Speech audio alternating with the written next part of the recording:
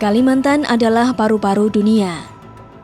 Tapi, Kalimantan juga surga bagi para perusahaan perkebunan. Ya, karena saya mengalami ada hutan yang masih betul-betul belum dijamah oleh investasi. Saya udah mikir mau pindah agama tuh. Karena kalau saya lestarikan, hutan buat mencari alat ritual sudah habis.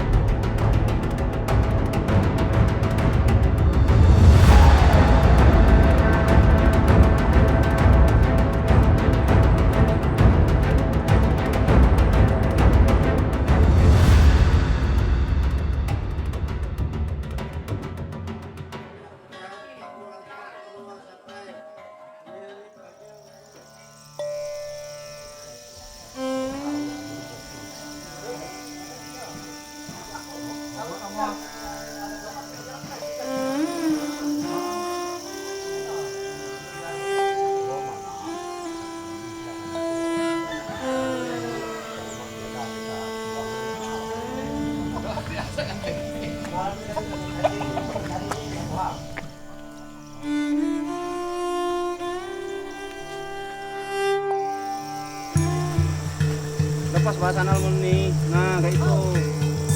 Kamu ada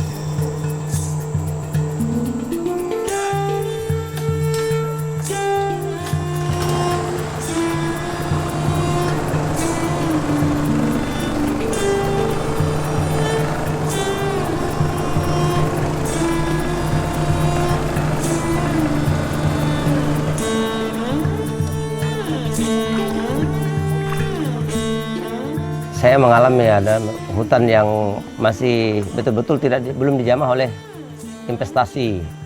Sampai ini perbedaannya memang sangat luar biasa. Yang utama yang kami rasa saat ini kan perbedaan kehidupan sosial. Jadi dengan adanya masuknya investasi, orang jarang di kampung, itu yang pertama. Dia bekerja di perusahaan. Sudah itu, kalau dia bekerja di perusahaan, dia seakan-akan katakanlah pemilik perusahaan itu, sehingga kadang-kadang tidak bertegur sapa, atau yang mendukung perusahaan ini tidak bertegur sapa. Ini pondok pekerja di sana nih, yang bekerja di perusahaan mereka ini. ini pondok mereka ini. Iya, pondok. Orangnya orang Kinipan yang bekerja di perusahaan yang memang dipelihara oleh mereka. Oh, orang itu.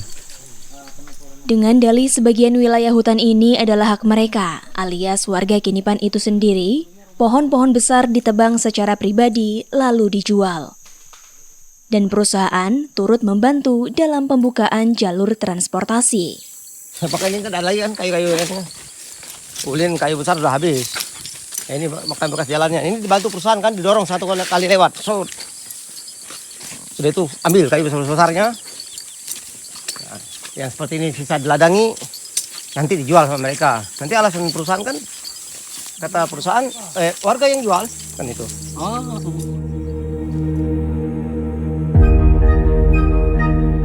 Ulin, atau juga disebut pohon besi, tumbuh sekitar 0,058 cm per tahun. Itu artinya, dalam hitungan matematika, butuh sekitar 1000 tahun agar ulin berdiameter 58 cm.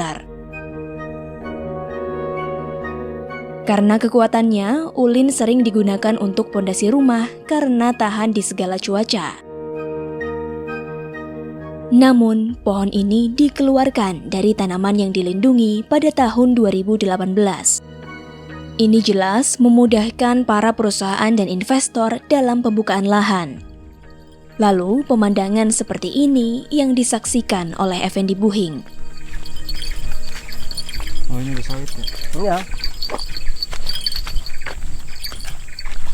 Nah, ini dulu. Itu Bukit Kinipan. Mereka itu sampai di bawah sana lah. Ke sana. Ini sudah. Ini berapa tahun kira-kira usia sawit? 3 tahun. Tanamnya. Ya, 2019. Bibitnya. Ya.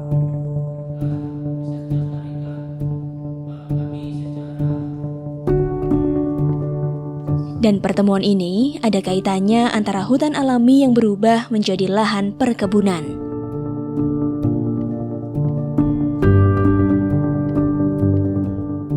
Saya nama Dedi, saya dari Desa Penyang, khususnya Kota Waringin Timur, Sampit. Nah, semenjak perusahaan masuk di tahun 2004 sampai 2005, itu merubah segalanya. Yang dulunya kami bertani, berladang, sekarang kami jadi buruh di perusahaan sawit. Dan juga sekarang yang muncul adalah konflik, yang mana konflik itu terbit dari perusahaan itu hadir. Dulu tidak ada konflik itu. Makanya saya bilang dengan Bang Basuki tadi, kalau di Penyang Bang, saya bilang itu banyak sekali tiap 3 bulan itu paling enggak 1 orang masuk penjara. Kasusnya apa? Katanya. Ini kasusnya mencuri sawit. Nah itu, kalau di Penyang mungkin saya pernah bercerita juga dengan Pak Buhing kemarin bahwa memang itulah keadaan Penyang, saya bilang. Makanya satu-satunya saya bilang, kenapa saya datang di sini lagi? Karena saya rindu akan alam hutannya itu. Cuma Kinipan saya lihat yang dari mana kemarin itu cuma di daerah Kinipan yang baru ada hutan. Yang mana kalau kami di sana, kalau mau ke hutan itu di kebun raya, yaitu ada di kebun raya yang ada Bang di Kampung Penyang itu masuk sedikit. Banyak desa Pasir Putih yang masuknya, Pasir Putih nama desa itu. Nah, jadi saya kemarin bawa anak saya juga ke situ kalau ingin lihat hutan. Nah, yang dulunya di tempat belakang rumah ada, sekarang sudah habis, saya bilang. Tak hanya soal hutan itu sendiri, tapi hutan juga soal budaya. Nah, kaitannya dengan budaya, baik itu adat segala macam, di Penyang itu sangat kesulitan ketika kita melakukan ritual. Nah, itu ada tumbuhan namanya daun sile, Pak. Bahasa kami itu daun sile. Jadi dia itu tumbuhnya di hutan. Nah, mungkin seperti Kinipan ini saya kira itu banyak sekali, Pak. Nah, jadi itu daun sile itu dia nggak bakalan bisa kita melaksanakan ritual kalau daun itu tidak ada.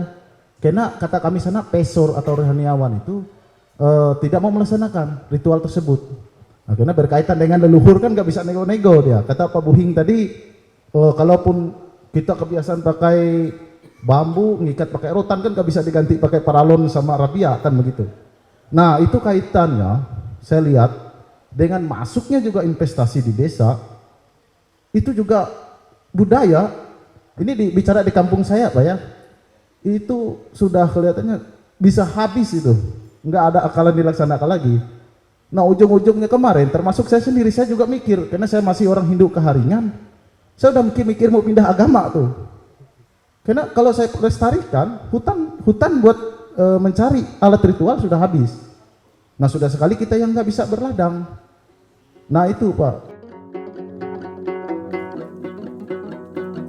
Karena hutan adalah segalanya, maka tak heran jika Effendi dan warga Kinipan memperjuangkan hutannya. Sebab dengan adanya hutan, budaya yang ia jaga hingga hari ini masih bisa dilestarikan, yaitu ikat tongang.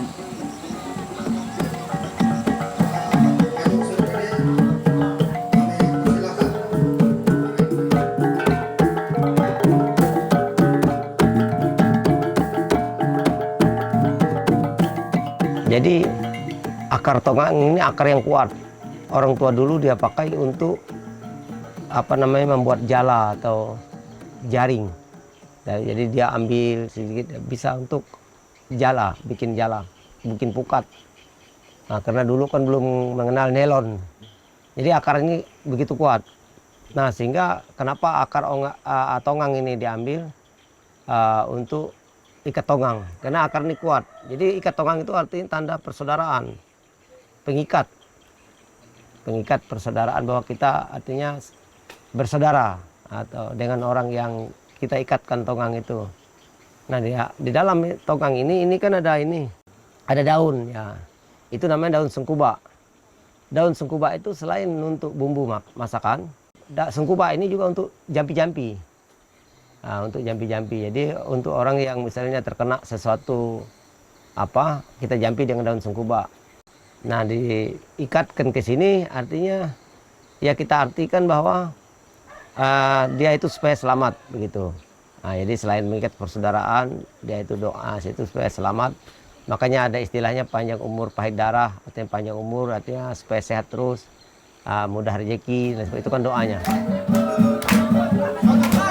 Ikat tonggang adalah tradisi bagi mereka yang datang pertama kali di sini. Dinamakan ikat tonggang sudah jelas karena berasal dari akar tonggang. Sekarang ini tonggang itu kami gunakan hanya untuk ikat tonggang aja. Kalau yang dulu kan orang tua dulu untuk ya tadi bikin jala, bikin jaring tadi. Maka kalau diambil banyak. Kalau sekarang kan hanya untuk ikat tonggang aja. Yang kegunaan lain kan tidak ada. Kalau ngikat misalnya bisa rotan, bisa ini. Lalu bagaimana masa depan ikat tonggang jika hutan sudah tak ada lagi? Mungkin tradisinya ada, tetap ada ikat tonggang itu, tetapi mungkin sudah tidak asli lagi, tonggangnya. Mungkin bisa diganti dengan tali rapia. Hilangnya hutan Kinipan bukannya tak mungkin terjadi. Hilang bukan karena dari pihak luar seperti alih fungsi lahan dan sebagainya. Tapi bisa jadi hilang karena berasal dari ulah warga itu sendiri.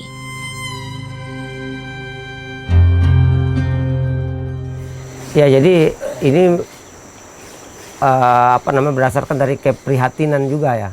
Keprihatinan saya dan juga tokoh-tokoh. Ini gimana nih hutan ini kan kalau kita ambil terus kan dia akan habis.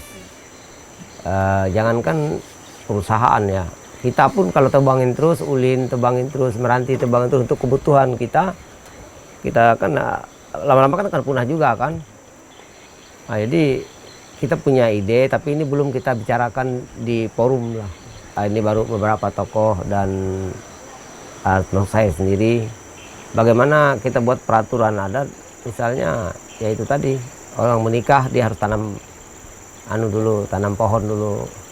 Nah, kalau dulu pernah ada orang yang menikah dia harus tanam kelapa.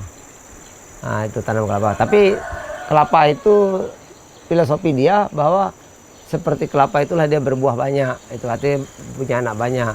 Nah, sekarang karena kelapanya sudah begitu banyak di pinggir-pinggir sungai ini dan orang sudah tidak pada mikir itu lagi. Nah, kenapa budaya itu tidak dikembalikan atau diulang kembali tetapi berbentuk tanaman lain kan itu. Jadi itu baru sebatas wacana tokoh dan saya sendirilah yang ya mudah-mudahan bisa terjadi. Ya, bisa ada kesepakatan bersama dan bisa dibuat dalam aturan adat. Hutan adalah sumber kehidupan. Ia dipertahankan bukan hanya agar tetap ada, namun segala yang ada di dalamnya juga bisa dimanfaatkan. Dimanfaatkan untuk saat ini, esok, hingga generasi-generasi berikutnya.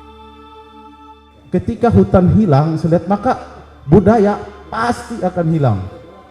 Saya yakin itu, karena kami ngalami. Karena kita mencari alat itu sudah nggak ada. Sementara pesor, apa bahasa di Kinipan saya kurang paham, pasti nggak mau mereka melaksanakan kalau nggak ada itu. Akhirnya hilang semua budaya kita dengan hutan hilang. Nah, cuma saya kan tidak juga yang harus anti investasi, tapi investasi harus menghargai hak-hak masyarakat adat. Ya, mudah-mudahan Kinipan ini tetap lestari seperti ini. Mungkin berapa tahun ke depan kita ke sini masih melihat hutan seperti ini. Lestari bukan hanya alam. Lestari juga terkait dengan budaya. Dan Kinipan sedang mempertahankan hingga memperjuangkan apa yang sudah diwariskan oleh para nenek moyang.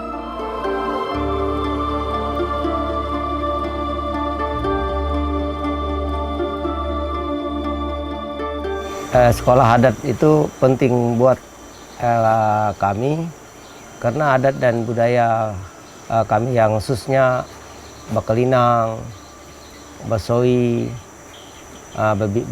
bebigal atau menari itu anak-anak muda kan sudah tidak menguasai lagi. Nah, sementara itu kan hampir dikatakan tetap kami lakukan. Misalnya orang menikah, acara-acara apa, orang kan perlu berkelinang, perlu menari, perlu besoi, tapi yang mudah-mudahan tidak bisa lagi.